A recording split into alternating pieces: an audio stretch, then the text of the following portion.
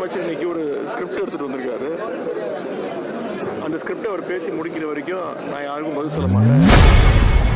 எழுதி கொடுத்ததை முதல்வர் விஜய் பார்த்து பேசி வருவதாக செய்தியாளர் சந்திப்பில் எதிர்க்கட்சித் தலைவர் உதயநிதி குற்றம் சாட்டி பேசியுள்ளார். என்ன ஆதாரத்தோட பேசுறீங்க அப்படின்னு கேட்ட ஒரு விஷயத்தை முதலமைச்சர் சொல்லும்போது அது லிமிட் தாண்டி போகும்போது நான் எந்திரிச்சு எந்த ஆதாரத்தில் முதலமைச்சர் பேசினாரு, ஆதாரம் தான் கொடுங்க அப்படின்னு.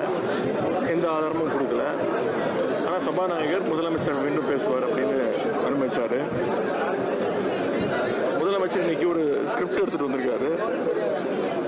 அந்த ஸ்கிரிப்டை அவர் பேசி முடிக்கிற வரைக்கும் நான் யாருக்கும் பதில் சொல்ல மாட்டேன் அப்படிங்கிற தோணியில் அந்த டைலாக் அந்த ஃபுல் டைலாக் அந்த சீனோட டைலாக் பேசி முடிக்கிற வரைக்கும் யாரும் கட் சொல்லக்கூடாது அப்படிங்கிற மைண்ட் செட்டில் ஒரு ஷூட்டிங் போனால் எப்படி இருப்பாரோ அதே மாதிரி இன்றைக்கி சட்டமன்றத்தை ஒரு ஷூட்டிங் ஸ்பாட்டாக அவர் இன்றைக்கி மாற்றி காட்டியிருக்கிறாரு.